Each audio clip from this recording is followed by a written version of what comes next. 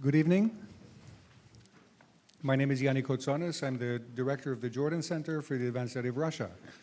We're very happy to host an occasion alongside the Carnegie Council for Ethics and International Relations on the topic of U.S.-Russian relations. It's been a sore point for many people, meaning it's well recognized that relations have deteriorated in recent years, particularly I'd say the last 2 years. To explain how and why these relations have deteriorated is a matter of debate, and a very healthy public debate, I think. I would say that the more we can have the public debate with sincerity and with openness, I think the better off we all are. To that end, we're hosting tonight a panel of very well informed and very experienced people who've come together to form, along with other people, the American Committee for East-West Cooperation.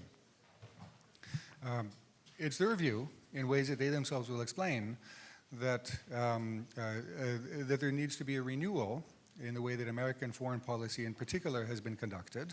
Why? I don't think it's necessarily a matter of assigning blame in this case. It's a matter of what they can influence and what they can't influence. The assumption being, I think, that change needs to begin at home. The Jordan Center and the Carnegie Council are happy to promote conversations of all sorts, as long as the conversation is intelligent. And I think the one thing that we do have here is intelligence and experience. I'll introduce the panelists in the order in which they're going to speak. There's been a slight change to the program, a very happy one. But first, representing the council and also describing what the committee is doing is Stephen F. Cohen, who is Professor Emeritus of Russian Studies in History and Politics at New York University. He was at Princeton, but we won't go into that. He's the author of very many books, and I can describe to you, whoever was interested afterwards, the ways in which he helped change the field of Russian studies and Soviet studies when there was such a thing.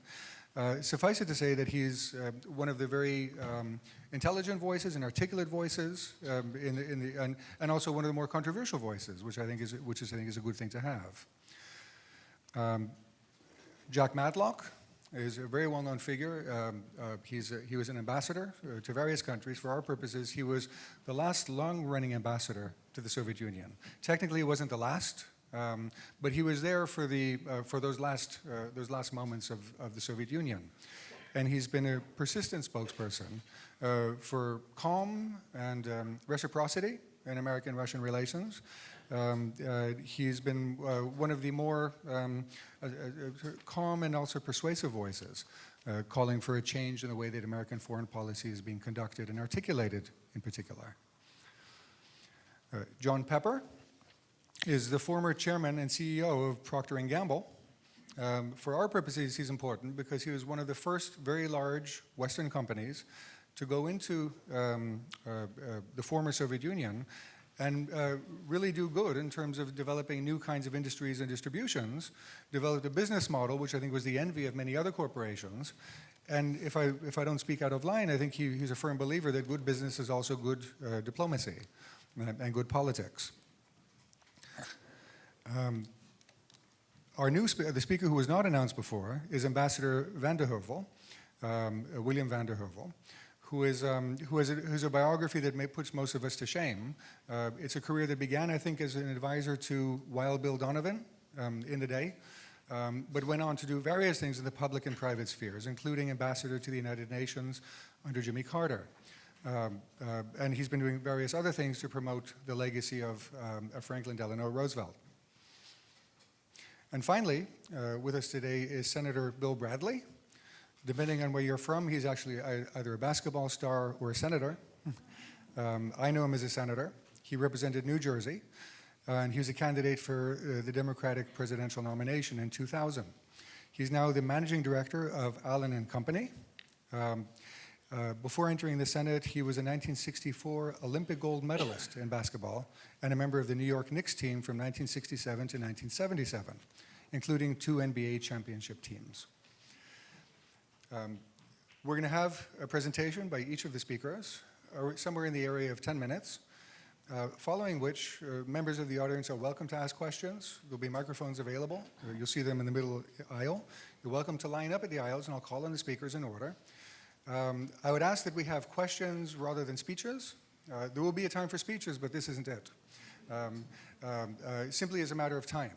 And you're also welcome to stay afterward and approach the panelists after the entire event is done. I wanted to thank the panelists, and I want to thank my colleagues at the Carnegie Council for helping organize this.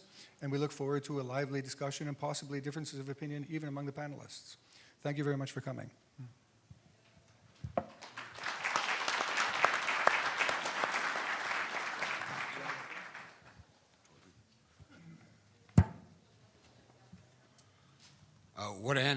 What Professor Katsionev said is our mission, let's talk, to quote the late Joan Rivers. Before I do, and we're all going to be relatively brief because our mission is conversation, not lectures, which for us is 55 minutes, or 90 depending on the university. A word about our recently formed American Committee for East-West Accord. 5 of its founding board members are here tonight. We are nonprofit, but above all, we are nonpartisan.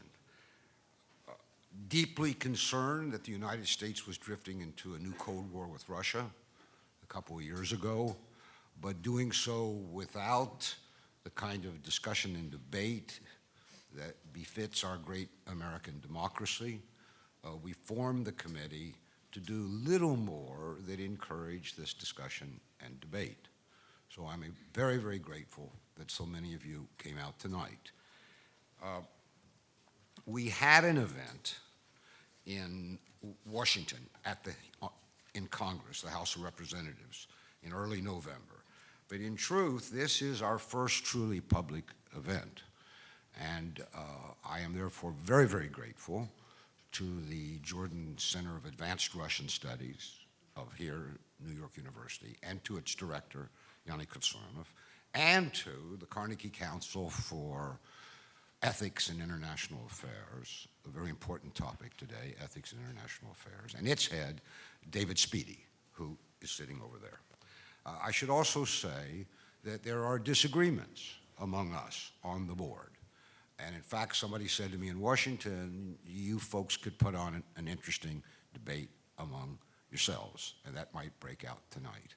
But the point is, I now speak only for myself, briefly, by making 5 rather large points. I regard myself as a patriot of American national security. I have been studying Russia for 50 years. Probably beginning in Kentucky, where I grew up, certainly by the time I crossed the river into Indiana, where I went to college. Very early on, I became convinced that American national security runs through Moscow, that this was true during the Cold War, and it is true today. This means for me that it is impossible to deal with the threats of the world unless the American president and the Congress have a partner in the Kremlin.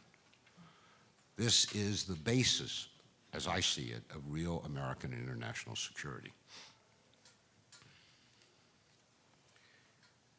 Before Paris, we might have disagreed about what was the #1 threat.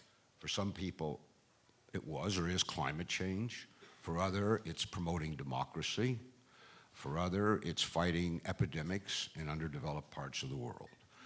But at least since 9/11, for me, the #1 existential threat has been clear. And I don't have a lot of patience for people who don't focus on it. And that is the unholy combination of a new kind of international terrorism, driven in part by ethno-nationalistic religious civil wars, and the possibility that these murderous zealots may get what they're looking for: nuclear, chemical, biological materials of mass destruction. To me, that seems to be a real possibility. Without an American partner in the Kremlin, we can't even diminish that threat, much less contain it, and still less eradicated. And that leads to my second point. The chance for such a durable American post-Soviet Russian partnership was lost after the end of the Soviet Union. Ambassador Matlock will tell you how that possibility, I think he will at least, was created by President Reagan and then President Gorbachev and then President Bush. But it was lost. And it was lost so badly that we are now, in my judgment, in a new Cold War with Russia. If you don't want to call it that, don't. Just say an exceedingly dangerous relationship with Russia, every bit as bad as the Cold War. My third point is more dire, that this new Cold War has every possibility of being more dangerous than the preceding 40-year Cold War for several reasons. First, the epicenter of this new Cold War is not in faraway Berlin, but on Russia's borders in Ukraine. And if you think Ukraine has simmered down, Google Crimea today. Extremely dangerous developments have been unfolding there in the last 2 days, and I think by design. Still worse, after the Cuban Missile Crisis in 1962, the two superpowers developed, stated and unstated, rules of mutual conduct and restraint. And those acknowledged rules of restraint kept us from catastrophe until Reagan and Gorbachev began to remove the pillars of that Cold War. In this Cold War, there are no rules whatsoever. You will see that simply by reading the papers and watching TV every day. We have already had 3 proxy wars with Russia. In Georgia in 2008, in Ukraine since 2014, and possibly today in Syria. Each had the potential to trigger something much worse. So we are in uncharted territories, as are our leaders. Still worse, there has been, unlike in the 1970s and 80s, no anti-Cold War, pro-détente political opposition or force in the United States. Not in either party, not in the White House, not in the State Department, not in the think tanks in the universities, not in the mainstream media, not at the universities. We would like to stimulate that discussion at least, but this is a different thing. There was a very ferocious and able and highly led anti-Cold War movement in America in the 1970s and 80s. It does not exist now.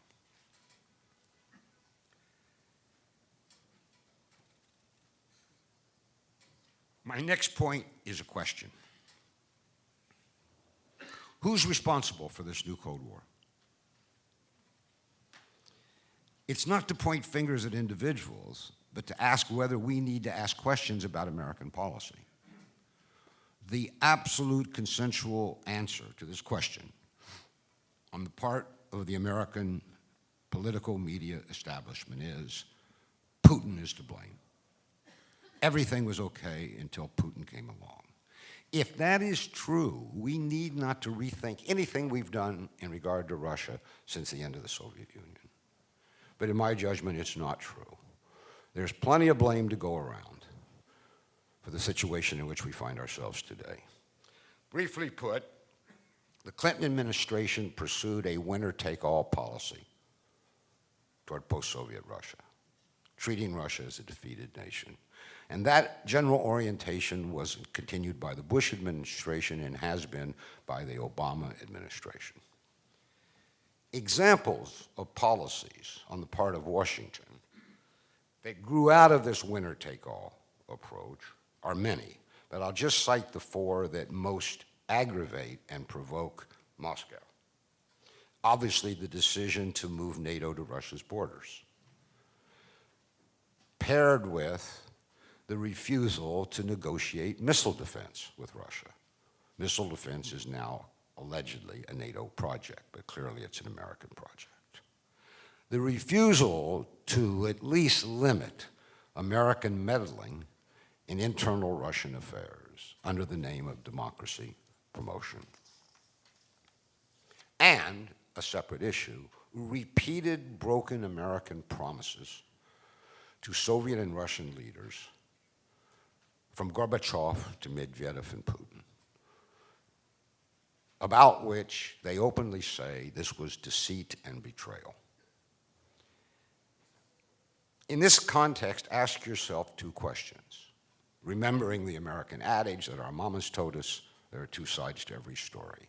Is it really possible that the story of American-Russian relations of the last 25 years has only one side of the story, the American story, the American side? And coupled to that, ask yourself, does Russia have any legitimate national interest abroad, even on its own borders, in, for example, Georgia or Ukraine, or even in Syria? These questions have to be answered, but they're not even being asked. My final point is one of prescriptive hope. And I hate to say it the way it's now going to come out, but I had no hope before Paris. That sounds awful. Opportunities for American-Russian partnership are fading fast. But there are chances still to move toward it, at least in two vital areas. In Ukraine, Chancellor Merkel, President Hollande of France, Putin of Russia, and President Poroshenko of Ukraine agreed upon the so-called Minsk Accords. What's going on in Ukraine is driven by a civil war, not just a Russian invasion. The accords are meant to negotiate an end to the civil war. That would end the American-Russian confrontation over Ukraine. In Syria, for the sake of international security, not only our own, I feel so strongly that we, America, Washington, must join Moscow, as France has just done, in what Hollande calls a grand coalition against terrorism. Washington is thinking it over at the moment, at best. I, to end, am certain, based on everything I've learned and studied, I could be wrong, that Putin wants these aspects of partnership very, very, very much. Enough to make reasonable concessions. But this is not the selective cooperation that Mrs. Clinton pursued when she was Secretary of State, which was, as she defined it, we get what we need and we'll think about what they want. This is not real diplomacy. Now's the time for real diplomacy. We have a precedent and a witness to it in Ambassador Matlock. 30 years ago, President Reagan, President Gorbachev of the Soviet Union, met each other halfway and did so much that they thought they had ended the Cold War forever. That they did not, or that they were wrong, was not their fault. But we need to recapture that possibility.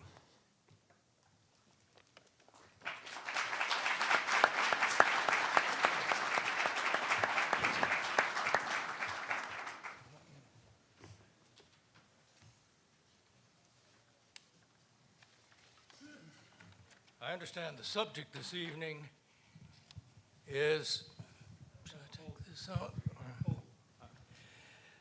I understand the subject this evening is, in effect, is the United States and its allies, are they partially responsible, or do they share responsibility for the confrontations and the difficulties we're seeing with Russia today? My position is that both sides, that is the United States and its NATO allies on the one hand, and Russia on the other, have made serious mistakes in their interrelationships since the breakup of the Soviet Union.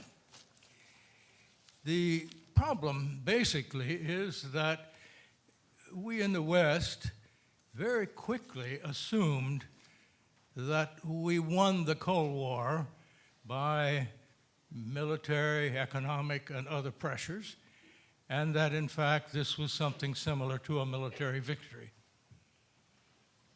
That's not the case. We negotiated an end to the Cold War. Some of the basic negotiations between President Reagan and President Gorbachev, and the finishing negotiations between the first President Bush and President Gorbachev.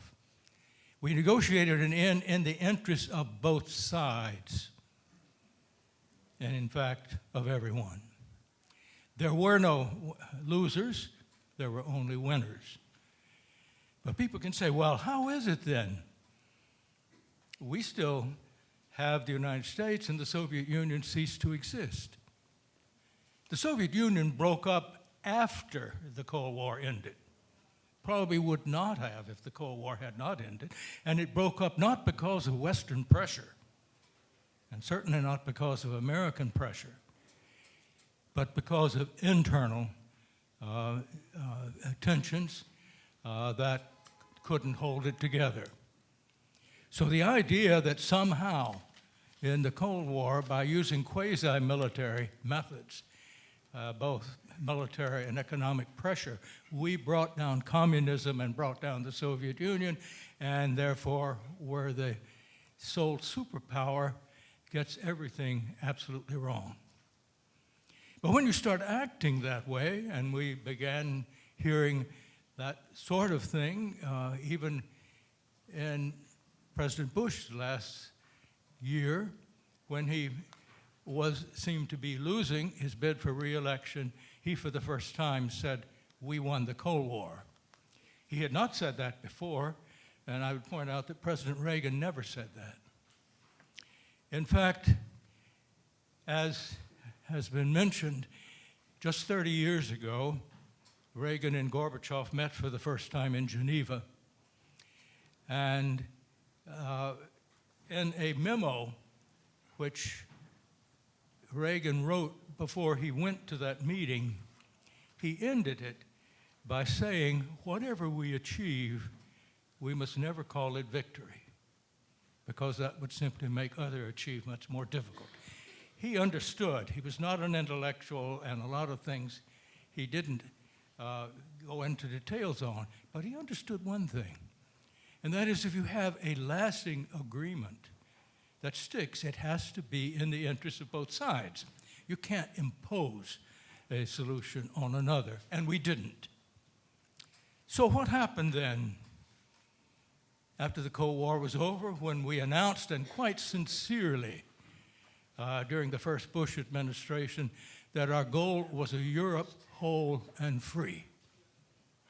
And in those negotiations, just after the Berlin Wall came down, when the first President Bush met Gorbachev in Malta, they agreed, number one, we're no longer enemies. Number two, the Soviet Union will not use force in Eastern Europe to retain its position. Number three, the United States will not take advantage of that situation. Subsequently, a number of things, of course, happened differently. And I don't have time to go over them in any detail, but just briefly, we started expansion of NATO to the east, even though when Germany was unified, we had given general assurances that we wouldn't do that. Now, these were never legally enforceable, but certainly when I was ambassador in Moscow in the summer of 1990, when these things were being negotiated, if anybody had asked me, is it your position that NATO won't expand to the east if we agree that a united Germany can stay in NATO? That was the issue. My answer would have been yes. As a matter of fact, why would we want to expand NATO to the east once the countries of East Europe are free? I mean, there wouldn't be any point. Well, situation changed, and of course, under the Clinton administration, that expansion began. And then it continued. It continued to the Baltic countries. It continued to the Balkans. And then by the time we had the second Bush administration, we were talking about putting bases, moving them actually, from Western Europe to the Balkans. And most, I think, most difficult for the Russians was that the Bush administration renounced the ABM Treaty. There was no good reason to do that because President Putin, who was already president at that time, offered to amend the ABM Treaty to allow both countries to pursue missile defense.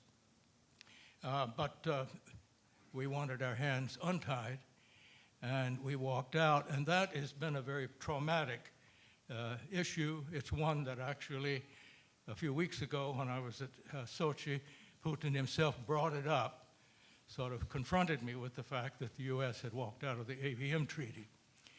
And one has to understand that that treaty, which had been signed in '72 by Nixon and Brezhnev, was the basis of our negotiations on reducing nuclear weapons. I could go on with this, but I don't have time.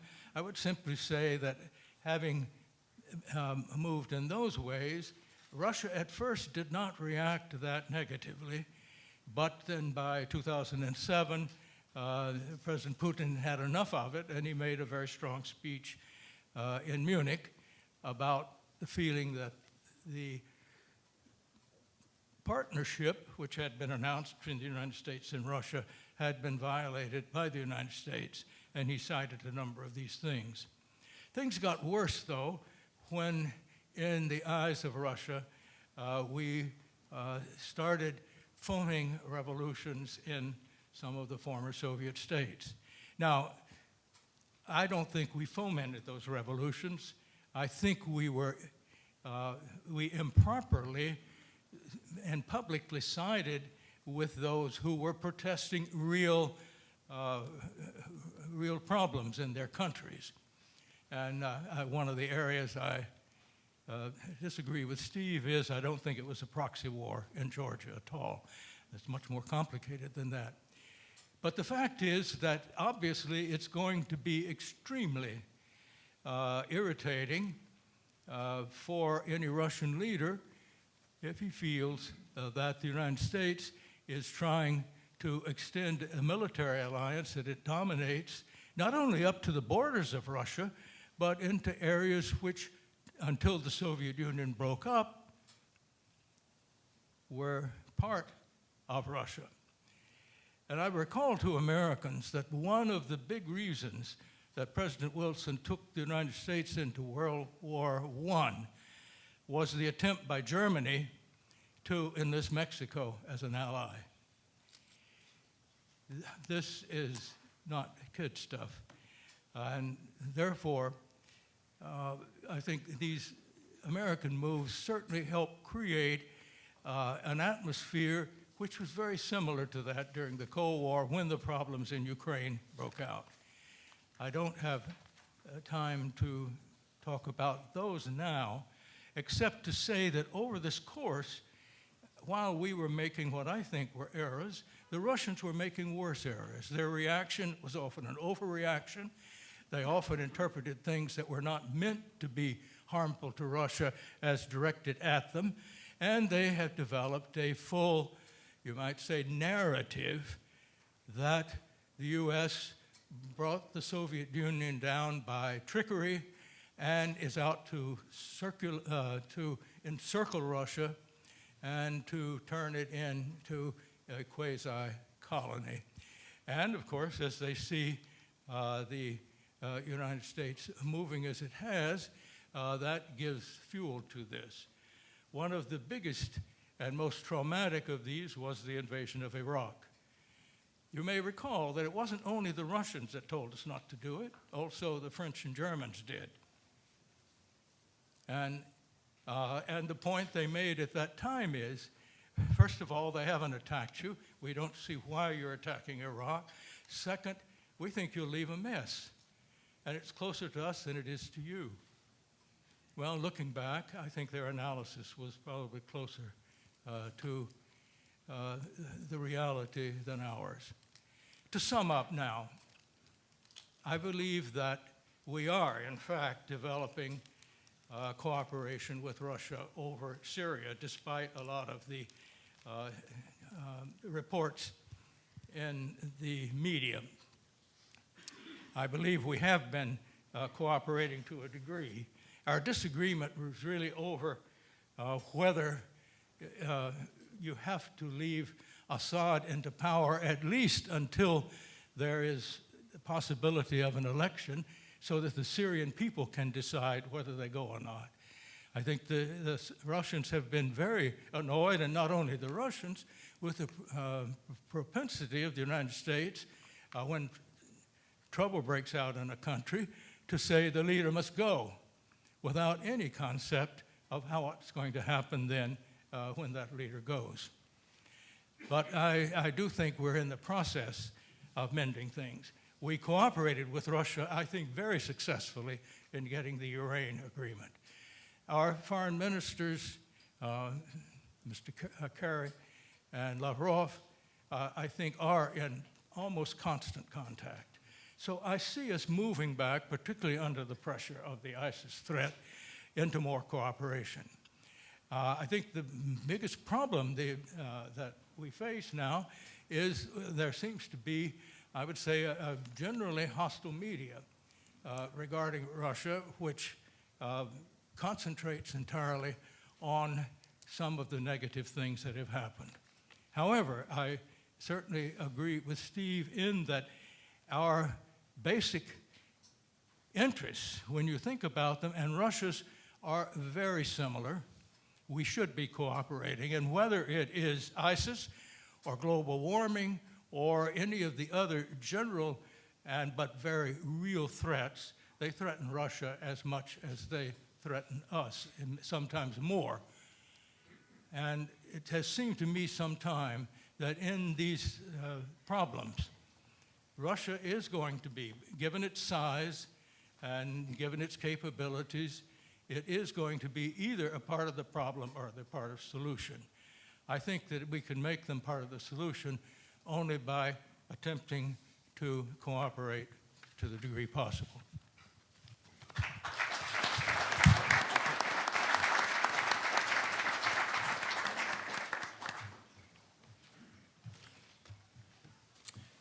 Good evening. Thank you, Jack. Remind you, I'm John Pepper. I'm the former CEO of Procter & Gamble Company and chairman of the Walt Disney Company. Some of you might wonder, why am I here? Been retired now for 10 years. Obviously, there are men on this stage who know more about this subject from a diplomatic and historical standpoint than I'll ever know.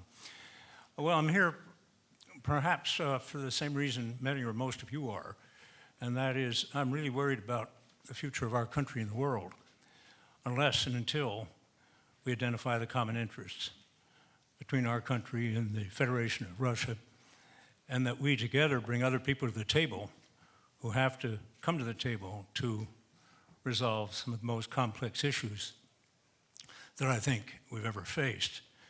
I wrote a paper about 18 months when I got involved in this, and the title of it was Enough Blame to Go Around, which is something of what you've heard.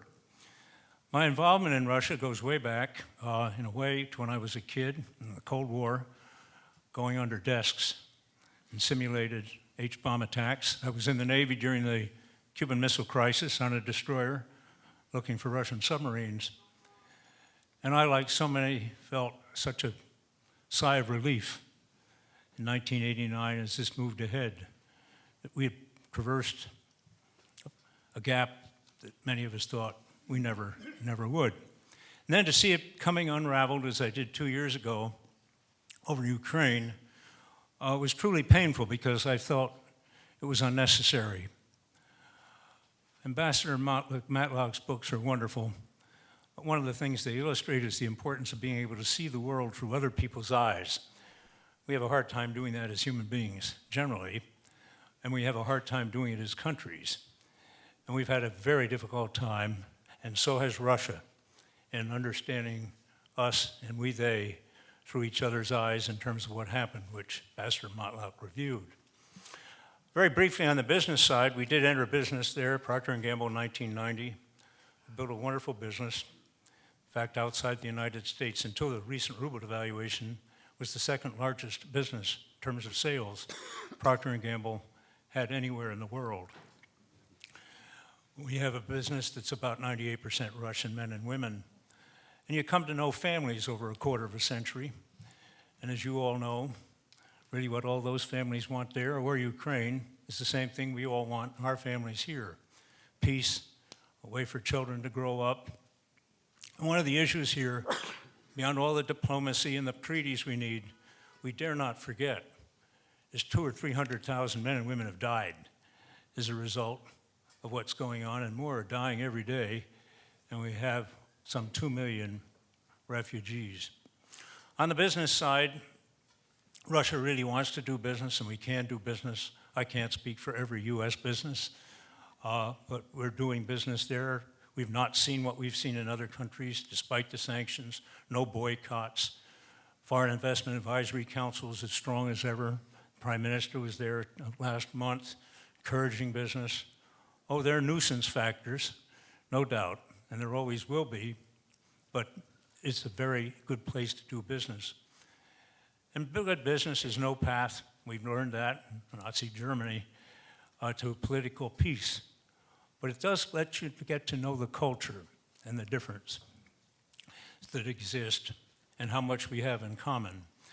Others here in the panel will talk on the subject, and you already have heard it. I'd make only a couple of other points. That one, when I first looked at this 18 months ago, I was worried about Ukraine, and that's still a worry. But if it was a concern then that we needed to work together, wow, is it ever today with what's happening with terrorism? I see no way, personally, I could be wrong, that we are going to be able to confront terrorism in the world, how we're going to confront failed states, which is what Syria is and what Iraq is, and there will be others, how we're going to confront nuclear proliferation in this world unless we and Russia work together. Now, what would make it impossible to work together? One would be the strategic intent, I suppose, of Russia. If Russia, Putin, was intent on spreading out across the world with an orthodoxy ideology, as was the case during communism, that would probably be a reason that would make it hard to work together, even though we did in World War II. But I don't believe that is the case. I'm no expert to know what the strategic intent of Putin is, but if I had to guess, it would be he wants to have a very strong, economically thriving country with friendly countries on the border that's respected, that plays an important role in global affairs, and where peace can be and they can grow. That's what I believe. But whether I'm right or not, we face practical realities today about major issues that threaten this country, that threaten this world, whether that be nuclear, terrorism right in the middle of us that has to be confronted. Certainly you're not going to have France and Russia running one line and we running another. We've got to knock off all the vilification that's going on. I think it was Kissinger or somebody who said, calling Putin a thug is not a policy. It's an escape from a policy, and it's not right. So we need to get at this. It'll take political courage because there will be all kinds of flack, but I rather agree with Ambassador Matlock.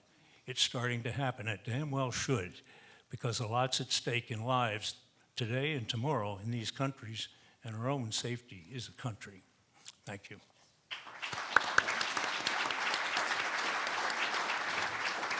Steve, can I sit here? Thank you all for being here tonight for this important discussion. As Steve pointed out in the beginning, the purpose of this Committee on East-West Accord is not to sell a point of view, but it's to generate the discussion in America that we have to have so that our national interests can truly be defined in the context of what conflicts have now arisen. I spoke the other night in relationship to a new book called Roosevelt and Stalin. And the author is a woman named Susan Butler, a very good book. And I opened the session by saying, I'd like to read to you the dedication of this book. The dedication was to the 405,000 Americans who had been killed in World War II, and to the 27 million Russians who had been killed in World War II. I mean, that staggering fact alone should alert us that Russia has suffered traumatic forces in the 20th century that few, if any other country, has suffered. 2 colossal world wars, every village, city trampled on, every family in Russia touched by the devastation of that war. It's something so vibrant and so alive yet in the Russian memory. And the path of those wars is still very much in their mind. How through the Germans, how they came across Eastern Europe and invaded Russia and the terrible costs of it. President Roosevelt died in April 1945, and within weeks, the whole climate had changed. Lend-Lease was canceled. A loan that the Russians had expected and certainly deserved of $6 billion, which their credit more than justified, was not given. And there was a discussion that I read about in the context of this book that I had not known about before that really interested me. It was about whether or not we should tell the Soviets that we had nuclear weapons, or were on the verge of having nuclear weapons. The proponent of telling the Russians that in order to keep the integrity of the partnership was Henry Stimson. Henry Stimson had been Secretary of State under Herbert Hoover, Secretary of War under William Howard Taft. He was Secretary of War in Franklin Roosevelt's coalition government during the war. But he argued forcefully that you had to tell the Russians this, first of all, because they would soon enough find it out. Their scientific community was astonishing. Secondly, they had enough spies to tell us what was going on. And thirdly, that's the way partners who are trying to run a world would operate. Not necessarily giving the secrets of nuclear weaponry, but telling them what you were doing, what was happening. A special cabinet meeting was called by Truman to discuss this. And when the minutes of that cabinet meeting were published, ultimately, it didn't mention Henry Stimson. It mentioned Henry Wallace. It said this proposal had come from him, but it hadn't. It had come from Henry Stimson, a very different and a conservative force in America. I mention that because there are forces at work in our government and in our country that are not interested in a constructive relationship with Russia or the Soviet Union then. And that what I see happening now is, and much to America's deepest loss of protection, is the resumption of a Cold War. I think what has happened in Syria is a misunderstanding of what the Ukraine is and was. Ukraine is a bitterly divided country. When they talk about the Russians fighting there, these are Russian Ukrainians. The country has Russians and it has people who hate Russia. And in Eastern Europe, you have a number of people who hate Russia for justifiable reasons, undoubtedly. But the fact of the matter is that the Ukraine, our job is to hold the Ukraine together, to help them in a slow but steady advance into the institutions of Europe so that it can grow as a country and be prepared. But instead of that, what we have done is to intervene in a way that's so belligerent and so threatening to Russia that it's going to take a considerable amount of time to, in my judgment, repair that. And part of the protagonism is NATO.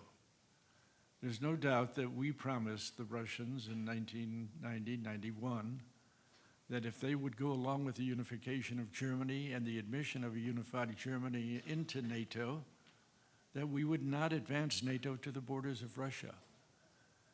That promise, to the extent it was made, practically evaporated in the Clinton years and later on. And I think there's a number of things that could be cited that have left a series of doubts as to what the relationship can be, and I think Jack Matlock put his finger on a great deal of it when he cited the attitude of Americans in thinking of triumphalism as the end of the Cold War instead of an opportunity, as President Reagan and President Clinton hoped would lead to a new era. So I think we've got to deal with NATO, its own sense of mission. I think we have to deal with the European Union and understand that what we're doing in the Ukraine and battle in Syria is a direct challenge to the interests of the European Union. We have to remember that Russia is at least an equal nuclear power to ourselves in a world where the most devastating threat remains nuclear weaponry. We have to understand that Russia is a permanent member of the Security Council and a major force in the United Nations, and that if we work together, we can accomplish almost everything, and if we are at loggerheads and enemies, the United Nations essentially doesn't work. And I think that what we must understand more than anything is that what is at stake in Syria is not just Syria, it's Europe. That the migration that is now going on in Europe can be controlled if it's 1 million or if it's 2 million. But it's every reason to believe it could be 5 million. And you're going to see right-wing governments flash across Europe, and you're going to see the threat of this migration causing Europe to be jeopardized by it. I think there's a lot that can be done right now that Syria is an opportunity for us if we will seize it, that we can work together with Russia and many other countries, every other country. There was a vote in the United Nations last week on ISIS. It was a unanimous vote. It gives us the opportunity, as we had under the first President Bush in 1990, to put together a coalition that is practically unanimous. And in the process of that, we can work once again with Russia. The worst mistake in my lifetime in American diplomacy and action was George Bush's invasion of Iraq. It's destroyed 3 countries. It's left the world on a precipice of doubt and uncertainty, and it's left America very wounded, as much as we have wounded others. So I strongly believe that it's very much in our interest to find an opportunity to once again work with Russia to resolve the Ukrainian crisis peacefully and to make them a partner in the international coalition that has to be formed in order to affect the Middle East. Thank you.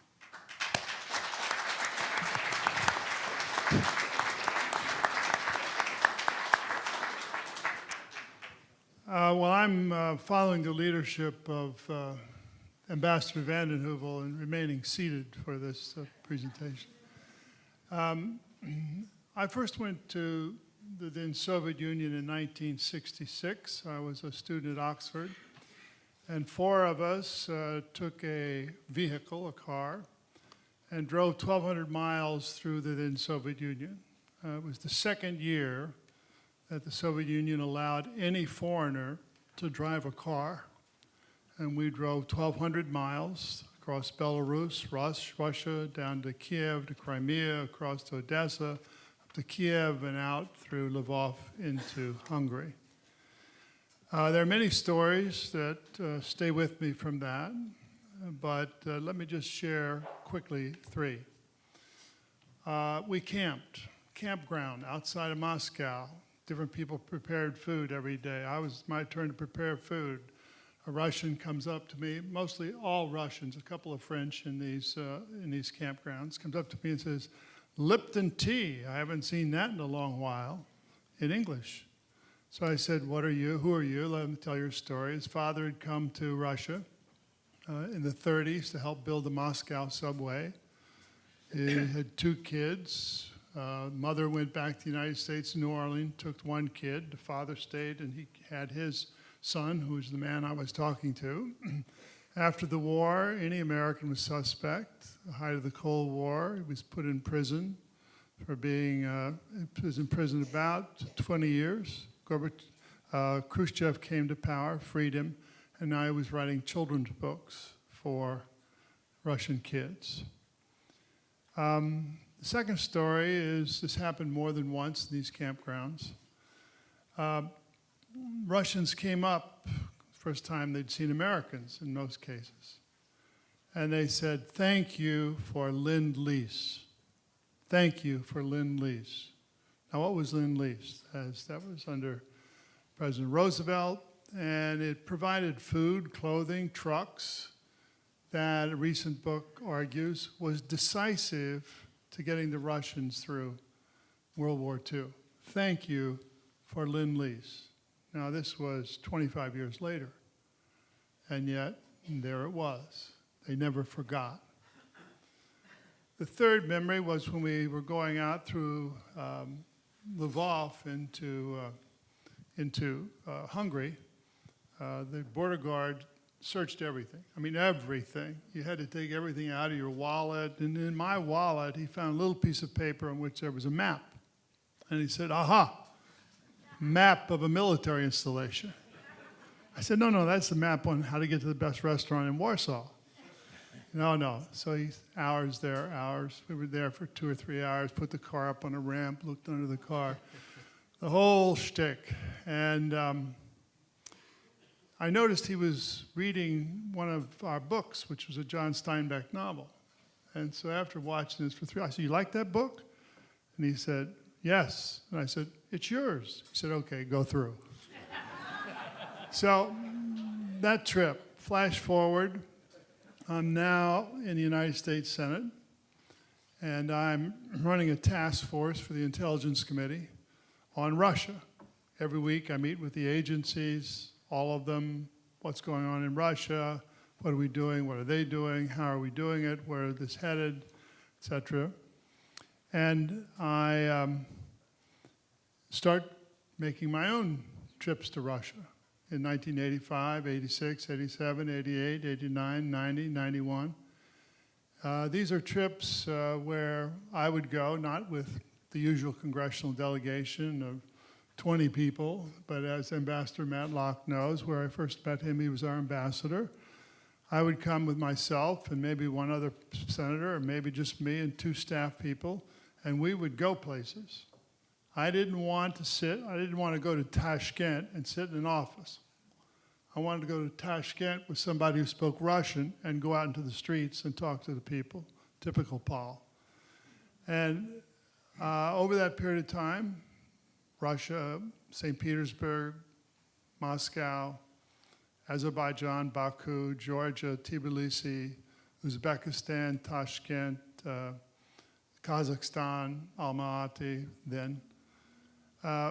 All of these were attempts to really get a sense of what was going on. And, George Shultz, who was then, for a chunk of that, the Secretary of State, would always say, "Bill, whenever you come back from those trips, come over and tell me in case there was something that I saw that he might not have known." So then the end of the Cold War takes place.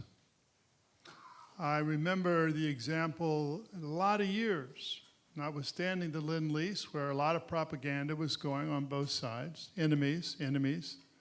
How do you solve that? You solve that the same way the Germans and the French solved it after World War II, which was have families send their children from Germany to live with families in France, and reverse France living their kids live with families in Germany, mainly the German-French route, because Germany was a disaster zone at that stage. So I thought, well, we're at the end of another war, and that's what I want to do. So in 1992, we passed the Freedom Exchange Act, which established a program that allowed Russian, Ukrainian, all the Republic kids to come live with an American family for a year and then go back to Russia. From 1992 until 2014, 25,000 kids came and lived with American families. It was a two-way street. They learned about America, but they taught Americans about Russia, Ukraine, Kazakhstan. That program was canceled in 2004 by Mr. Putin. It was viewed as a time for crackdown. And the crackdown, among other things, among many other things, was to cancel this program. Now, it doesn't hurt the kids in Kazakhstan or Ukraine or Kyrgyzstan. It just hurts the kids in Russia. So one of the things I would say for Reagan and Bush, and main part because of Jack Matlock's service, they didn't embarrass or seek to embarrass Russians or gloat about what happened. But at the same time, no one, whether it's the agency or the State Department, had a plan on the shelf for what we would do if we won the Cold War. The Cold War was over, right? President Bush, to his credit, convened 4 conferences in his term of office to try to see how we could assist Russia. And one of them, the suggestion was $24 billion be sent to Russia. Of course, nothing happened there. But President Bush was not in that long. Then came to power Bill Clinton and Boris Yeltsin. And I would argue, as a part of counterfactual history, if George Bush had had a second term, if George Bush had had a second term and Mikhail Gorbachev had not been deposed, in other words, if there had been 4 more years, just 4 more years of Bush and Gorbachev, the world would be a different place today. The Clinton years. Well, the premise of the Clinton years were several. One is democracies don't go to war with each other. Economic liberalization and political liberalization are interrelated. One might even cause the other. And therefore, we have to push the market, not social democracy. And of course, we want the market as quickly as possible, so we have shock therapy to impose the market and then privatize the assets, and then we turn in a matter of a year or two Russia into the United States. It didn't work that way. 30% unemployment, rampant inflation, pensions gone, savings gone, 30, 40 years, it's all gone. Rampant inflation, no jobs. A few people doing very well who bought all the assets from the state. But the average person, no. Politics 101. When you have somebody who is, has tough times, a politician that loses, somebody that loses a child, that said, what do? You call them up, politics 101, and tell them, gee, I'm really sorry that this happened, and I really feel you're going to be back, and I'm with you. No one did that. No one did that during those years. Instead, we based everything on Boris Yeltsin. And because we based everything on Boris Yeltsin, and it was under Yeltsin that this inflation and unemployment decimated the economy and the lives of Russians, we got the blame for that. And the irony is, during the Cold War, we spent untold billions of dollars trying to figure out how we communicate directly with Russians, right? Ukrainians. Radio Liberty, Radio America, etc. Now the Cold War's over, and for the first time since 1917, there's a free media. But we don't have a strategy about how to connect with the Russian people saying, it's over, we're your friend. So that's the first issue, the shock economic treatment and our inability to identify with its effect on average Russians. Second would be the expansion of NATO. Now,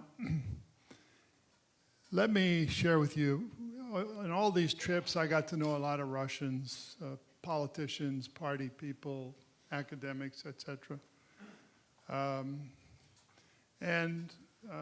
One of them was a guy that ran for president in 1996 against Yeltsin. He had no chance. He was a liberal Democrat.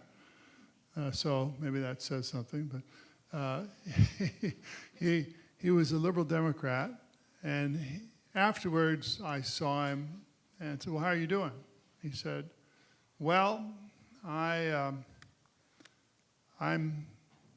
doing okay. He said, but I just want to tell you a couple of stories. This happened more than once in this campaign. Happened several times in this campaign. Well, what is it? What is it? He said, well, I was out in the Urals campaigning. And this middle-aged woman comes up to me and says, are the Americans our friends? And I say, of course they are. The Cold War's over. We're going to build a better world. And the woman looks at him and said, if they're our friends, why are they extending a military alliance toward our borders? And my friend said, you know, Russians might not understand puts and calls, but we do understand tanks. Okay, so third would be our insistence throughout that period of the Clinton administration of focusing on the events in Chechnya as if the perpetrators were not terrorists, but were separatists. And consider the human rights that we're respecting of terrorists today. That was never discussed. And then the last thing on the Clinton administration was to simply say that the attitude, and you know, Steve called it triumphalism, and or Jack, did you say that? I would put it more earthy. Strobe Talbot's memoirs, Vancouver Summit, one of the first times Yeltsin and Clinton meet. They're going out to meet Yeltsin. Clinton says to Strobe Talbot, well, Strobe, I guess we're going to have to go out and stuff some more shit down old Boris's mouth today. In other words, where's the respect? Where is the acknowledgement of the size, the resources, the quality of mind of people? Well, we were number one, we pushed it along, okay? So then and I'll try to do this quickly, I don't have too much more time. Mr. Chairman, is that all right? Okay. George W. Bush, that we call the Putin reset, was George W. Bush. Came to power, established this great relationship with Putin, real personal camaraderie, maybe something can happen. And he did. He did establish this relationship. There was trust, et cetera. And then, of course, came our policy. Please don't go to war in Iraq for the following 10 reasons. Well, we're going to war in Iraq. As said, not just the Russians, but the Germans and the French too, but in this case, Putin. Don't go to war in Iraq. Don't expand NATO further from Hungary, Czechoslovakia, and Poland. Don't take it to Romania and Bulgaria and the Baltics. Well, no, we're going ahead. Missile defense, well, why don't you use a base in southern Russia? Counter, well, why don't we'll have Russian advisors at the sites in Poland and Czechoslovakia. Never was resolved. Hard. Then the freedom agenda. And the Bush administration took the Clinton formulation, the democracies don't go to war with each other, and turned it, democracies don't go to war with each other, but some democracies go to war in order to promote democracy. And the result, of course, was the disaster of Iraq. And it's a kind of messianism, right? A messianism that we can tell other people how to organize their societies and how to live without respect for history and culture. Last point, NATO expansion to Georgia and Ukraine. And that was the final blow. So there was need for another reset when Obama came to power after the disaster of the Bush years. And Obama took the tact, you know, we're going to comment a lot less about what goes on in Russia and try to figure out whether there are concrete areas that the two countries can actually work on. Two problems arose. One was Libya. I think Obama wouldn't do either one of these things again if he had a choice. One was Libya, and the second was the Magnitsky Act, which essentially intervened in the middle of a Russian criminal justice issue. But at the same time, notwithstanding those two things, the reset accomplished not a small number of things. The START II agreement, the Afghan resupply, particularly the northern distribution network that was endangered, but Russia and the United States worked it out, dealing with chemical weapons in Syria, and now the Iran agreement on nuclear weapons in Iran. So you can't say that we've accomplished nothing, and Obama accomplished, I think, a significant amount, with the view we're not going to intervene. We are who we are. We believe democracy is the best. We'll try to make our own country a great democracy. But with the exception of Magnitsky, we're not going to intervene. And the result was he had some success. Okay, now, very quickly, like 2 minutes, on the Russian side, maybe 3. Okay, there's a traditional wariness of the West. There's decades of isolation. There's the chaos of the economic collapse. And there's a kind of economic backwardness. Then, of course, there are the things that they urged us to do that we didn't do on Iraq, NATO, Kosovo, and Libya. But none of those things excuses the invasion of Ukraine. It was the first time that one sovereign nation invaded another sovereign nation in Europe since World War II, the first time. And in 1994, Russia, Ukraine, United States, and Britain signed an agreement in which the Ukrainians gave up their nuclear weapons in exchange for a territorial guarantee of Ukraine. Well, Ukrainian invasion threw both of those things out. And then I would argue that somewhere along the line, and I can understand maybe in a personal sense, but somewhere along the line, Putin decided anti-Americanism was a good thing. It was a way of rallying people. And so they've had this relentless flow.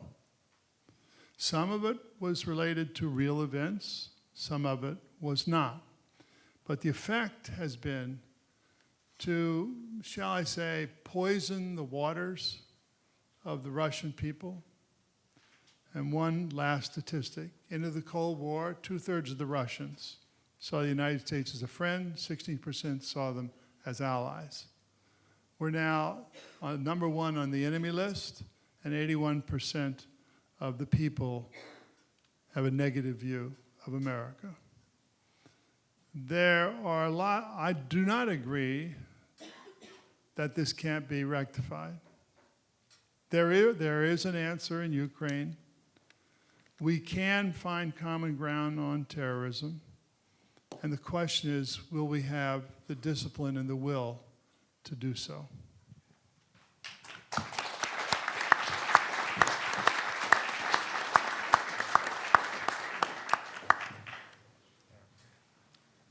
The panelists, I think, have given us some provocative thoughts on the current climate, all of them intelligent, I would say. Before we turn to the audience, I'd like to ask the panelists if they would like to speak to each other on any of the points.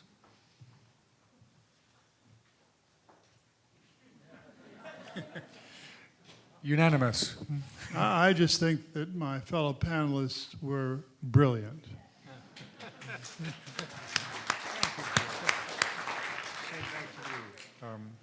You're in politics, right? We'll turn to the audience. You're welcome to line up at the microphones. Yes. I want to salute the committee. I was thrilled when I read the reports from Capitol Hill 3 weeks ago from the Conyers Forum, because unlike the erstwhile leadership of the nation, you are warning the American citizenry of an unprecedented danger of thermonuclear war, of a nuclear World War III. We don't have JFK in the White House. Obama has treacherously intensified this confrontation with Russia and with China. You know the details. is it not high time for the presidency, that is you, the leadership of the country, not necessarily elected, but the actual intelligentsia, the patriotic intelligentsia, policymakers within military and intelligence, is it not high time to move constitutionally to remove Obama because of this war threat? Number one. Number two, we have a pathway here. Putin is part of that. The BRICS process, the new Silk Road, the win-win conception which President Xi, Modi, Putin, and so on have put forward, which has now tremendous momentum and implications for Syria, for Southwest Asia, for the Middle East, for Ukraine. Can we get rid of British imperial geopolitics, which gave us the world wars and the Cold War, and establish an American alliance with China, Russia, India as the unique basis, the only basis to avoid war? So I'm asking you, as leaders of the nation, as effectively the presidency of the nation, I'm urging you to take decisive action beyond what you're doing. What you're doing is thrilling in contrast, but it's not adequate because Obama remains and retains the power to blow this damn thing up, as you know. So I'm asking, is it not time to move constitutionally on that? And secondly, in concert with the BRICS nations, an actual economic cooperation, war avoidance approach. Thank you. Should we take a few questions? Should we take a few questions, or unless someone wanted to stage a coup?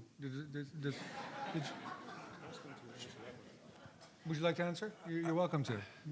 I would say that the first part of your question is one of the most important ones in American democracy, namely what can be done to control the executive intervention in foreign affairs into foreign wars. I was a close friend of Jack Chavez, who spent a great deal of time in the Senate trying to get an act that would define limitations on the president's actions.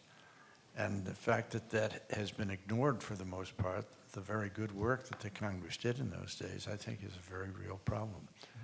As to the second, I would just point out that Obama at least is being very careful about the intervention in Syria, and that he's not rushing in to send American troops, etc. I have hopes that it's going to be handled in a very balanced way, and that will ultimately produce an opportunity for the Russians and the Americans to work together. Senator.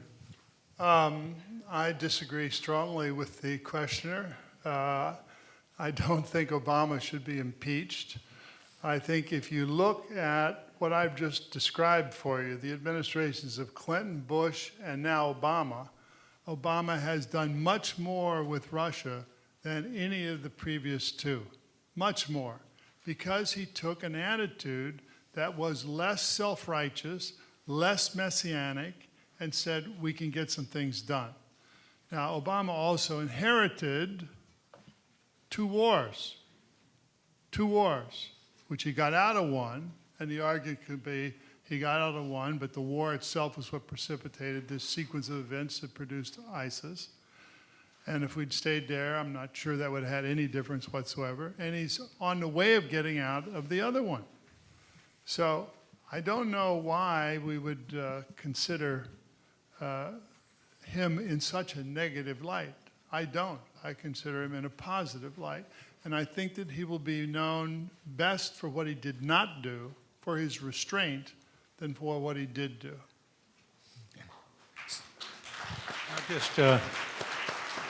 I just briefly add to that I think if it weren't for Obama and probably Secretary Kerry, with enormous pressure, we would have been putting weapons and things into Ukraine long before this at great damage, and I think that's one of the areas of restraint.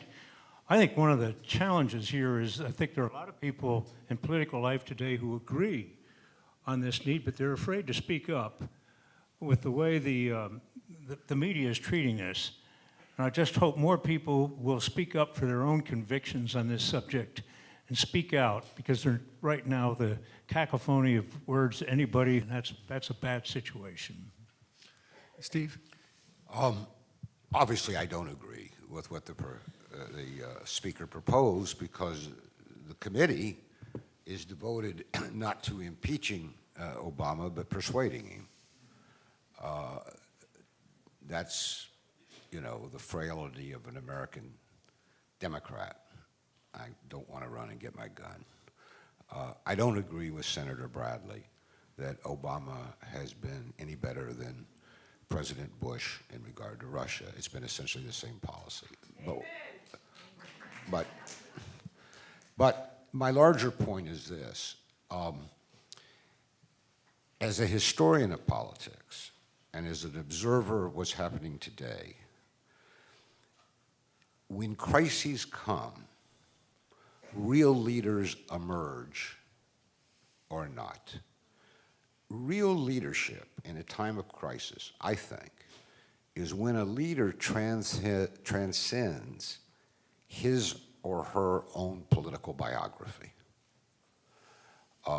Two examples in America, I think, are Franklin Roosevelt, born in enormous privilege, but probably became the greatest defender of the poor and dispossessed of any American president, and Lyndon Johnson, who made a career as a white supremacist and devoted much of his presidency to the Civil Rights Bill. Now I look at President Hollande of France, whose reputation as a leader was very, very low, who had almost no admiration in France. Everybody remembers the little Vespa and the various lovers, and nobody could remember anything else.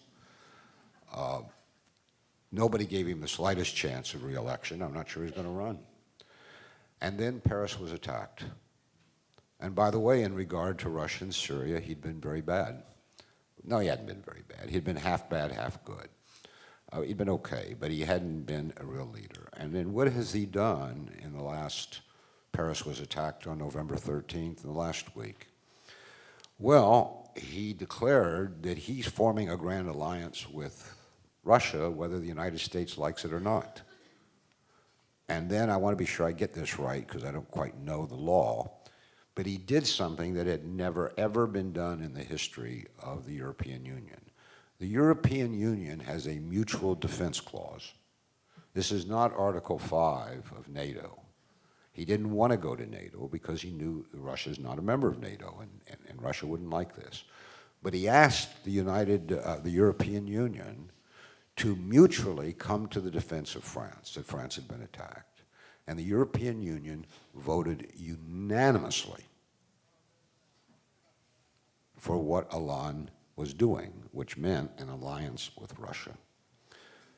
So, Washington, our establishment, has 86% criticized this and continues to insist that Russia and Putin are unworthy partners. But I was very impressed 2 days ago on a Sunday show, I guess, when former Secretary of Defense Chuck Hagel, in his blunt way, said this is bunk. If there was ever a time for an American-Russian coalition, it's now. He's not running for president, but rather than impeach people and point fingers at them, I mean, my personal goal is to try to persuade those people who have the ear of the nation to have this debate. And I don't favor any one candidate over another, but I will say that Mrs. Clinton appears to be wedded to the policies that produced this mess, and that Senator Sanders at Georgetown last week did say, we need a coalition with Russia. So things are moving. What's going on behind the scenes, intelligence sharing and the rest, I'm sure Ambassador Matlock is right. But the nation has to be engaged, and only the people who are or want to be president can do that. And there's no point impeaching them. The point is try to persuade them. You're fine? Please. If I can, my name is Steve Teach. I'm a psychiatrist here in New York in this law school. Perhaps Ambassador Van der Poel remembers from years ago when we were working together at the prison system in New York at the Tombs. And I want to comment on what you said, because what you brought up may come from that. The one thing missing that I've heard missing here, missing all along the lines, is about the psychological background of all this, going back to World War II and before. And a major factor is what's emerged for us from Vietnam, which is trauma psychology. If we think in those terms, and we think about Russia in those terms, moving our NATO forces to their border after twice being invaded from Western Europe and losing 23 million people, affecting, as you said, everybody in the Soviet Union and in Russia, is a massive trauma. It's going to bring up everything that was there before, and the reactions will be as if they're being invaded. For us not to be thinking about that, not to bring it into this country and into our policy, is an absolute mistake in not thinking about psychology. But that's what's going on in this country, and it's about American psychology that we really need to look at. We're a country of people who have, for the most part, been immigrants from oppression, and there is a long-going transgenerational transmission of opposition to Europe, to other places, that has been part of what's developed this total weird number one in the world. We're the freest one.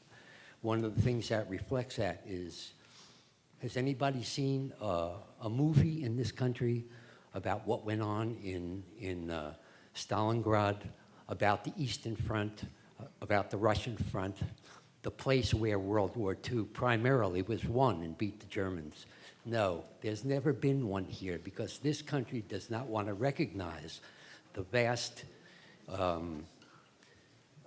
kind of contribution and victory that the Russians had in World War II. We want to be number one in the victors. Thank you. And this Could is we going move on on. to the next speaker, please? Is there, the question is there any way that we can start bringing psychological thinking into the way this government forms its policy?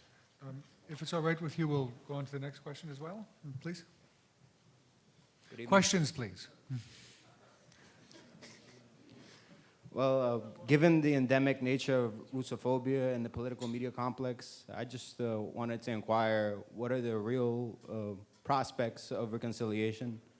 And if Russia does engage with the United States in a good faith effort to combat terrorism, what guarantees are there that it's not going to end up like Churchill's Fulton speech?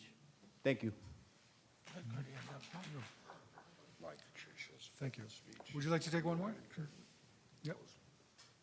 Please. Thank you to the organizers. The introduction seemed to concentrate on intellectualism and never a word of terrorism, never a word of torture, never a word of the deaths that are happening under Putin or under the years of Soviet rule.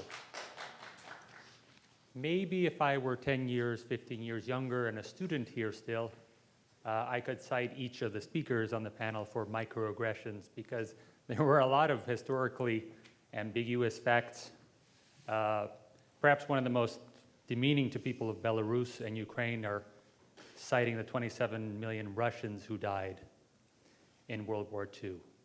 But to the question goes to exactly those kind of facts. And for me, a person who worked for the Working Families Party, I worked for the Obama campaign as well, somebody who's a young progressive person, why is a panel made up of people from many, many decades ago relevant?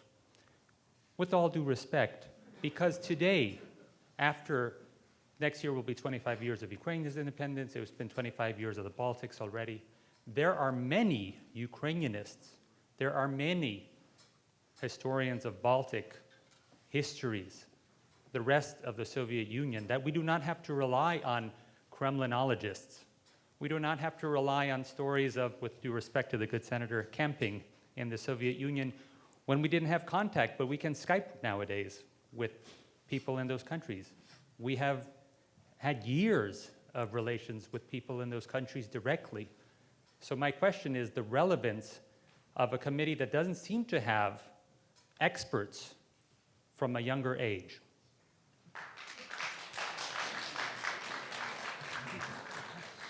Maybe now you'd want to pick up the question.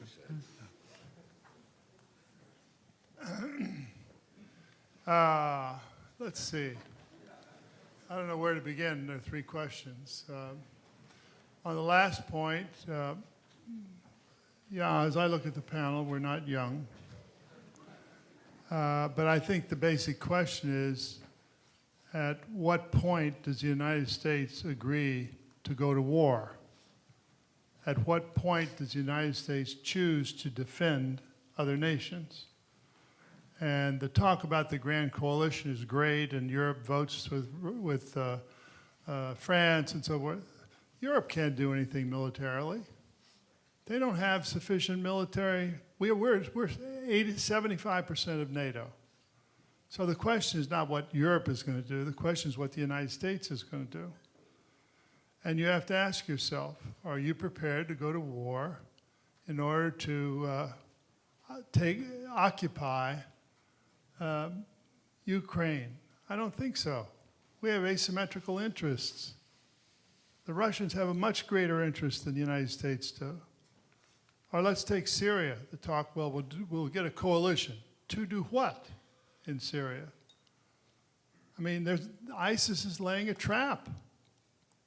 The trap is for a large non-Muslim military operation to invade once again, thereby recruiting Muslims all over the world to their cause. Or it is to say that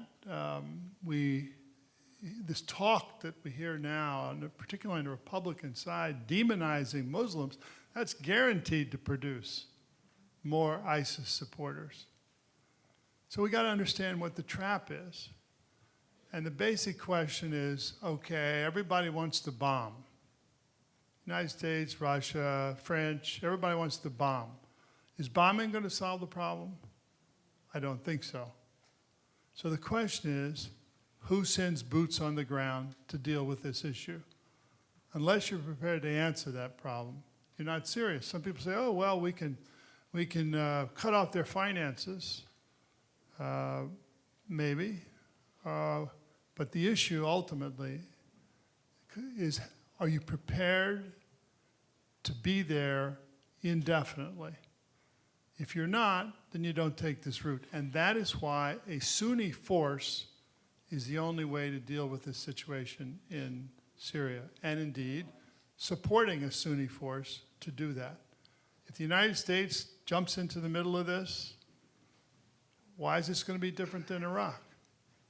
If the United States has 65 nations supporting this operation, okay, whose soldiers are going to be on the ground?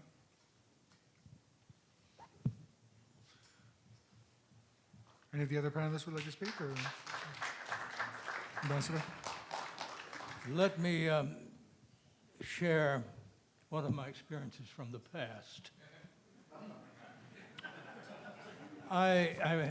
As a background, I was asked to come to the Reagan administration and work in Washington at the height of the Cold War in 1983.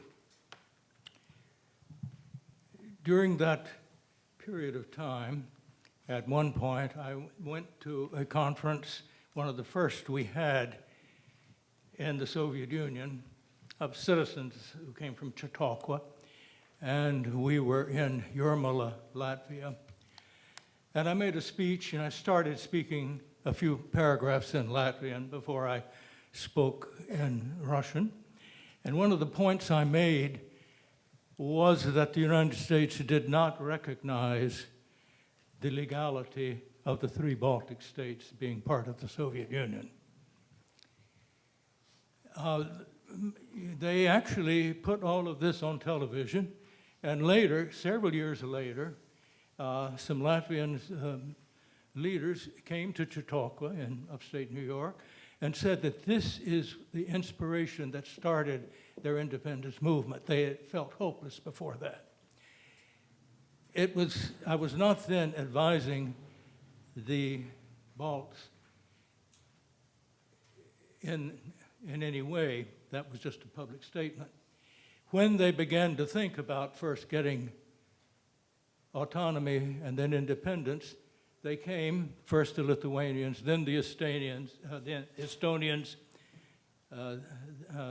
the Latvians, and discussed this with me, starting in 1989. And they would discuss their plans, and then they would say, now, and I expressed obviously an interest in them, and then they said, now when we announce our independence, of course you will recognize us. And I said, no, we can't do that. I said, why? 2 reasons. One is, our doctrine is we can't recognize a government unless it is in control of the territory it claims. But the second is, if we do that, you're going to be crushed. You would be crushed immediately. And there's not a thing we could do to stop it. We can't fight a nuclear war over your independence. And I remember there was always a long pause. And then, so we're on our own. And I said, our hearts are with you. We'll give you what political support we can. And we did give them political support consistently. But if things come to violence, at any point, we can't save you. Now, one of the big mistakes we have made with Ukraine and with Georgia, not officially, but too many elements in our government have implied to them that if they just, whatever they do, we could come and help them if they just got into NATO. That's incorrect. We can't do that. The fact of the matter is, neither Georgia nor especially Ukraine, divided as it is, can be prosperous or a normal country in the future without decent relations with Russia. And that's the fact of the matter, and one of the things we should have been doing is talking along with the EU and the Russians of how we can help integrate all of the ex-Soviet states in the world economy, not necessarily one way or the other. And I think that practically speaking, that's what to do. So yes, we may be voices of the past, but I think our past experience may be relevant today.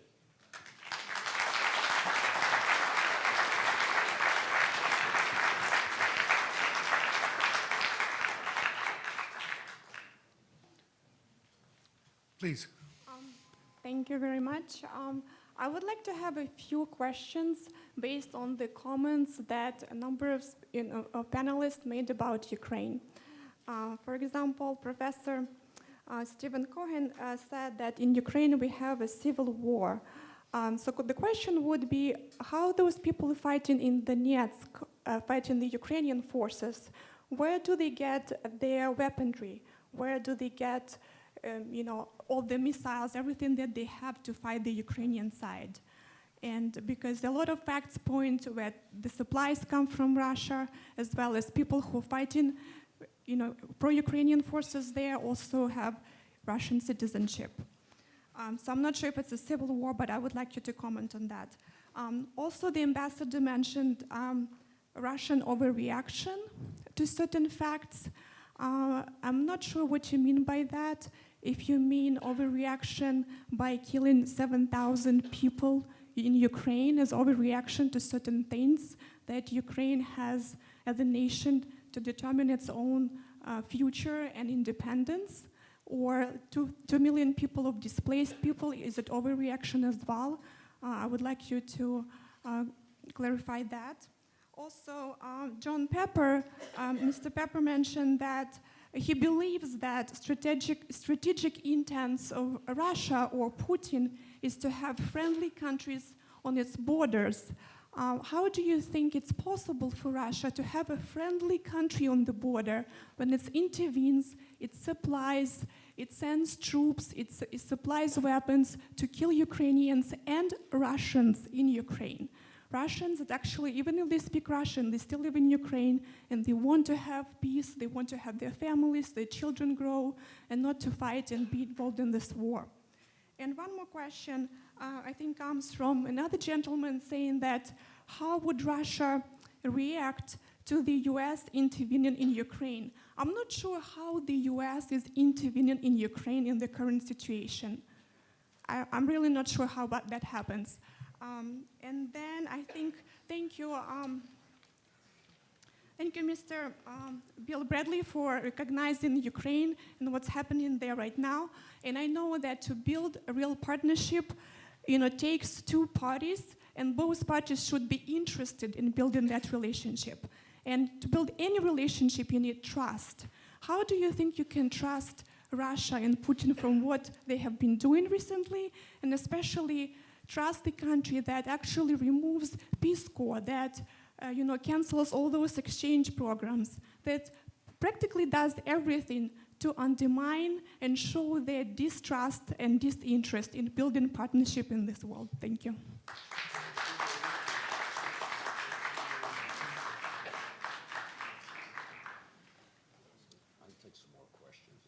Please. Merchant Marine, is it?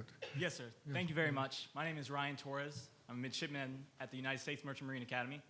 And I have a quick question. But first, I want to thank you all for your service, not only to this country, but to the world.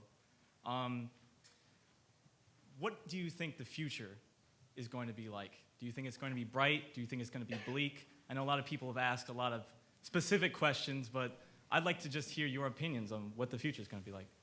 Thank you very much. Thank you for the brevity. Hi, my name I is just want to say that despite the average age of this panel, we think the future is very bright. In large part because people like that young man asked that question. You're here. Please. Hi, my name is William King, and I'm a student here at NYU. And I want to also say thank you for all your service and participating in this panel. I just kind of have a question about long-term Russian and U.S. relations and how to kind of cement that relation in the long term. I know ISIS is kind of a unifying factor in a lot of countries right now, like similar to Nazi Germany, but similar to World War II. After World War II, relations between U.S. and Russia kind of split apart with kind of Russia's strategic intentions, both involving the pipeline in Tajikistan, along with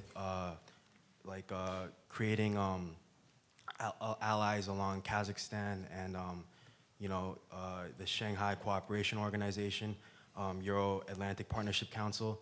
The geopolitics of Russia kind of don't allow them not to expand in order to protect themselves.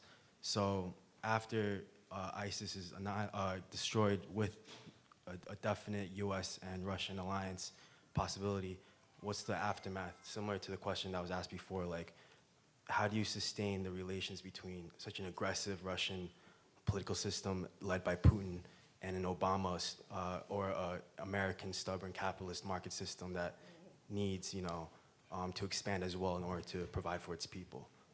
Thank you. If it's all right with you, we'll keep going for a couple, and then let the panelists take stock and review. Would that be all right? Or did you want to speak now? Well, I'd just respond quickly to that very, very good question about how do we create long-term relationships. And there will always be issues. There are issues we have with Mexico. I think there are three vectors. One is to find things of common interest that we work together on and we see that they work. We've done that in space. We've done that in some areas of health. Today, what presents itself is working on a common issue that threatens us in a way that we faced in some way in World War II. But to show by working together on concrete things, it actually benefits. I think the second is to avoid making a situation even worse, to avoid a further worsening of the situation that would be caused, I think, in the case of arming the Ukrainians. The third is more interchanges, and they take a long time, but it really helps to get to know one another as people.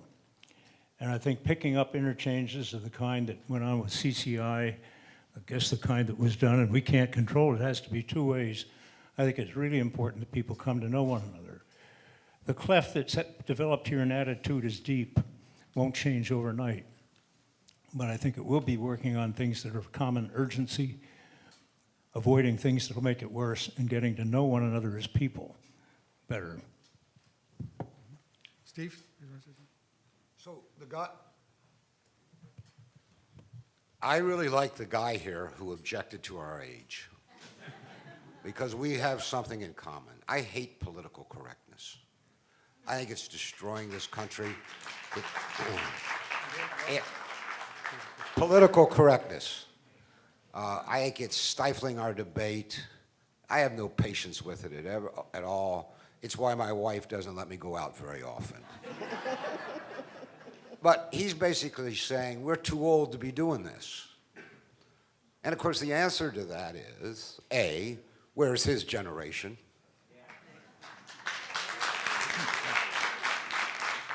And secondly, what's the point of reading history from that point of view? If everything started the year he was born, then we might as well close down the history departments.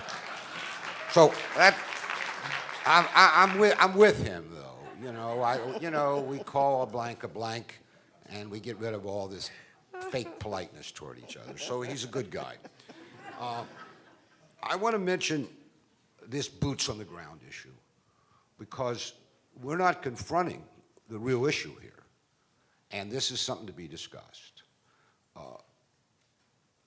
If wisdom prevails, neither Russia nor the United States will put boots on the ground. But we've already got boots on the ground, and Russia's got boots on the ground in Syria. Obama said he sent 50, that probably means 250, and we admit that we got 3,500 in Iraq. And the Russians, of course, are traveling with the Syrian army. Those are boots on the ground. And they're defending their air bases and naval bases in Syria. And the danger here, of course, is that a Russian will kill an American, or an American will kill a Russian, and then all bets are off. We have NATO in this case, because somebody asked, what do you mean the United States is intervening in Ukraine? We have NATO, roughly 1,500 so-called military trainers working with the Ukrainian army. So we have boots on the ground in Ukraine. And Russia has boots on the ground, I think not as combat soldiers, probably a few, but there are a lot of minders and trainers. So there's another chance for an American or a Russian to kill each other. This is why this is dangerous. So the woman who asked questions, but she really wanted to state her agenda, and that's fine. If this is a civil war, and by the way, having grown up in the Deep South, I know a civil war, and this is a civil war. And having studied the Russian and the Chinese and the French civil wars, I know what a civil war is. This is a civil war. It's also a war in which foreign powers have intervened. That usually happens during a civil war. That's why Jack and I disagree to some extent, but it's also a proxy war. But she asked, if it's really a civil war, where did they get their weapons? Now, if anybody doesn't know where Kiev and Donbass got their original weapons, they know absolutely nothing about the Soviet Union. Ukraine was the arsenal of the Soviet Union. And when Ukraine went its own way, it took a lot of weapons with it.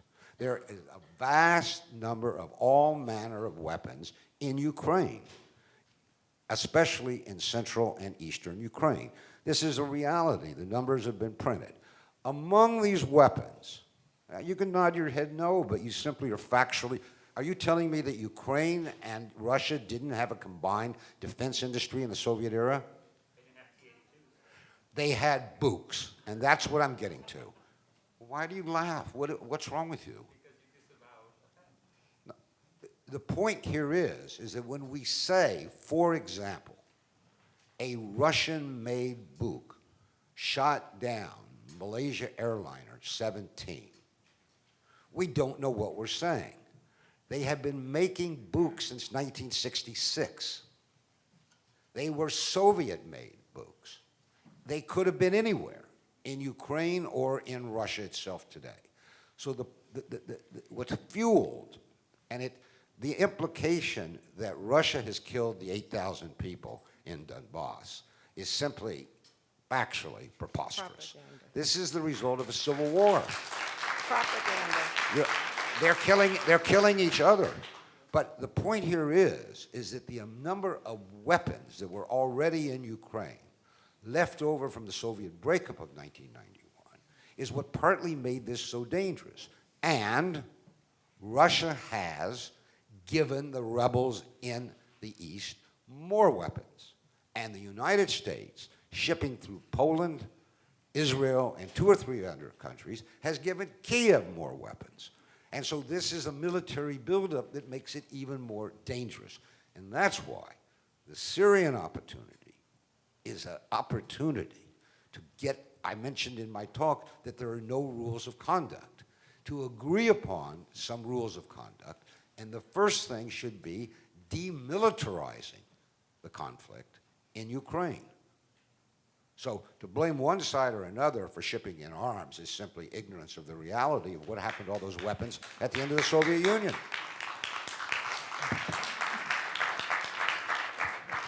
Let me just look at this from another angle. I certainly agree that this is primarily a civil war, and it started in Ukraine, and the first violence actually started in the West. With people from the West taking over government buildings because they did not have a federal system, and these appointees had been by the Yanukovych government. What we have there, I think what we need to, there are two things that haven't been mentioned. One thing, yes, as others have said, Russia has violated international law and a specific agreement with us in its intervention and in taking Crimea. That is true, and we certainly need to take account of that. We have not, and we should not, recognize Crimea as a part of Russia, and that itself will have great difficulties for Russia in the future.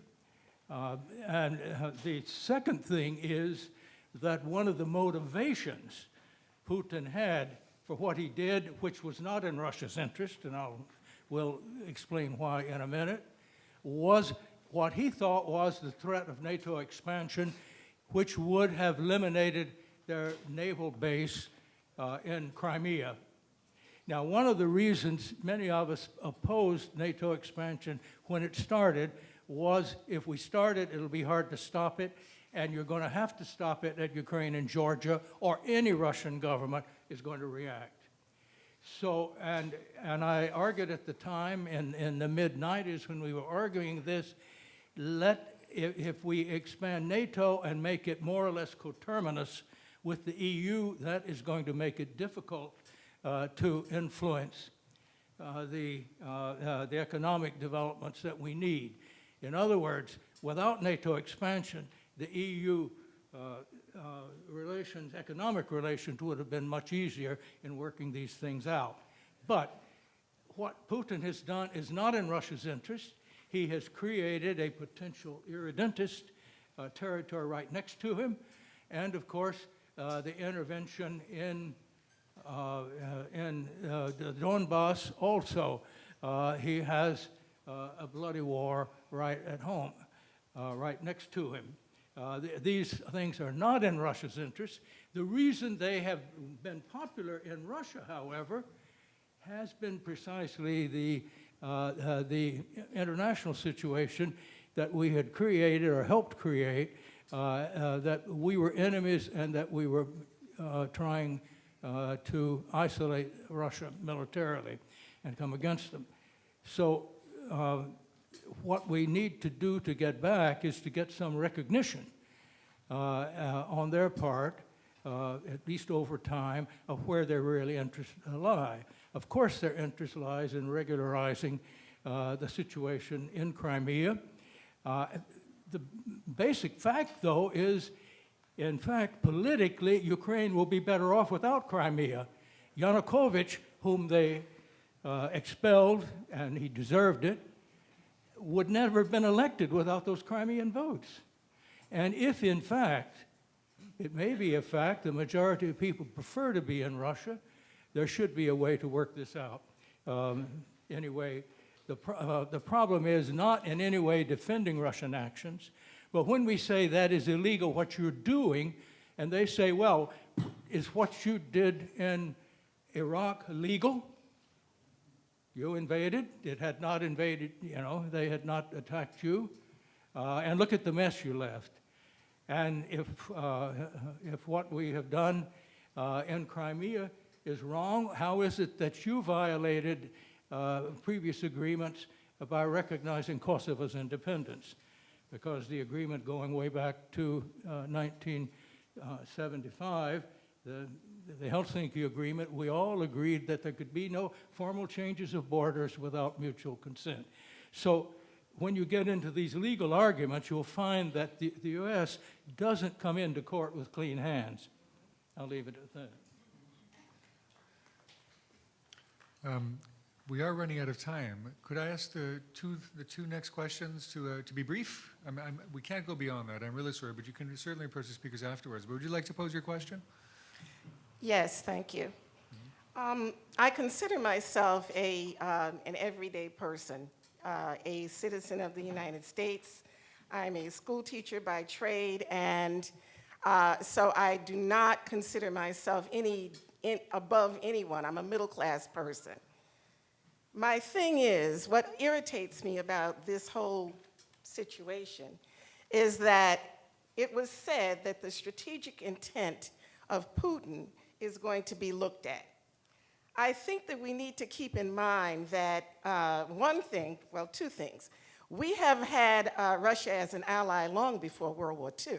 We had Russia as an ally in the Revolutionary War all the way back then. We had Russia as an ally in the Civil War. And we had Russia as an ally in World War II. We've had Russia as an ally all along. So to think that Putin is the one whose intent we need to watch bothers me. The intent that we need to watch is Obama's intent.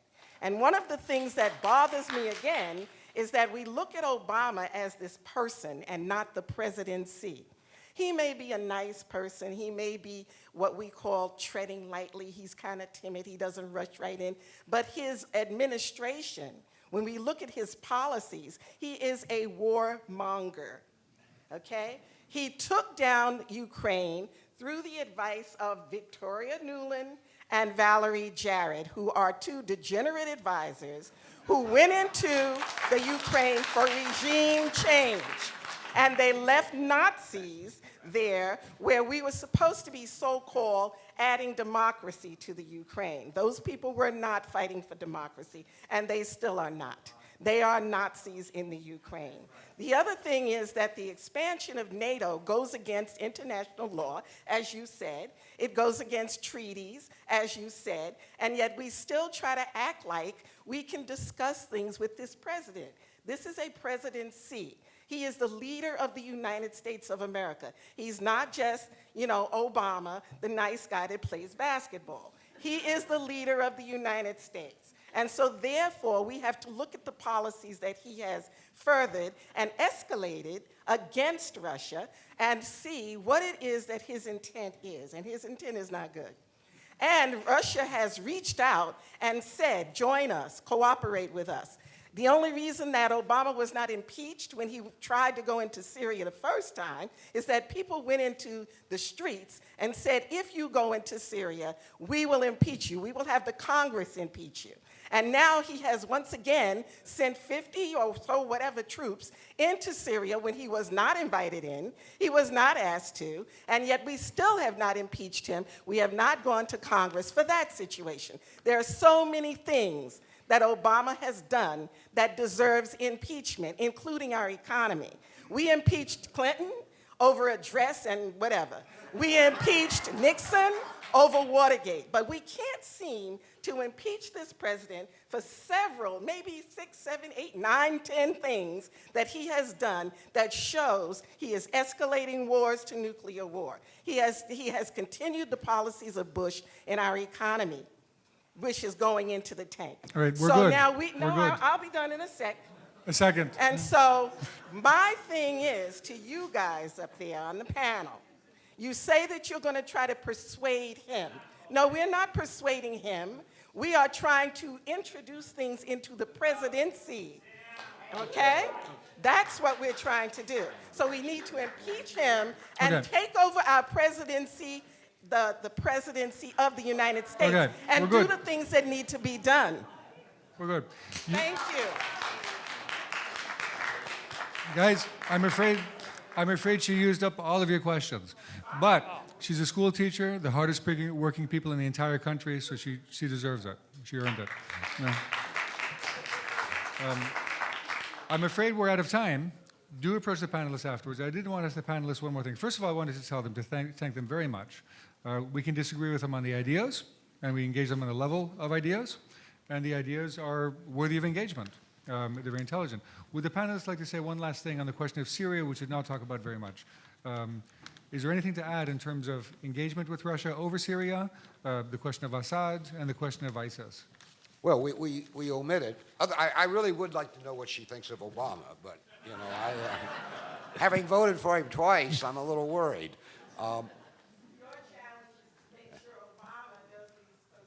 I'm on it. Stop asking questions.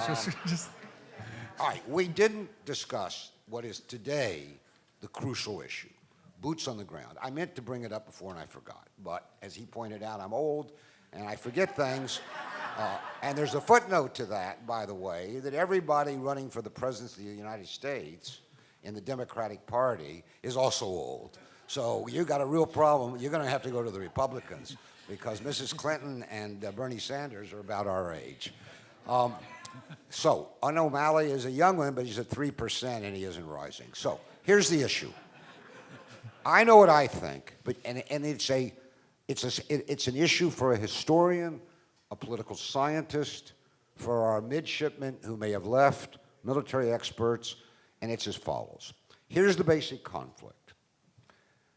The Obama administration has said for 2 years, Assad, the president of Syria, must go now. Well, this isn't funny. This is a position. The Russians have said, if Assad goes now, you get Libya again. All right. You have been misled because of our short-sightedness in the country. Benghazi is not the issue. The issue was the decision by Obama and Mrs. Clinton to assassinate Gaddafi. Wait a minute. You might agree with it. I'm just telling you what the issue is. All right, fine, okay. But that's fair enough. But an attentive person looks at consequences. And the consequences of that decision was to destroy, melt down the Libyan state, make it a bastion of terrorism, make it a second front for the Islamic State. All right. Putin is saying, Lavrov is saying, Moscow is saying, if you remove Assad, and first of all, who is it for us to say what should be the future of Syria, but if you take down Assad because of the ethnic, tribal, religious nature of that state, the state will go down with him. And ISIL will be in Damascus. I personally think, and this isn't whether you like Ukrainians or Putin or Syrians or not, that's a correct analysis. That if you were to remove Assad through this regime change policy that both parties have pursued for 20 years, ISIL will be in Damascus. And then ISIL will not be a crypto state, it will be a real state. And then you got a problem because they will have the capacity to get materials of mass destruction. So the notion that we should decapitate the Syrian state and somehow Bill Clinton or Donald Trump at worst would become the head of Syria is simply ideological recklessness. Now, you either agree with the Russians or you don't. But that's the premise of their air campaign. They are determined to protect the Syrian state because, and this is the point, the boots on the ground that really matter today is the Syrian army.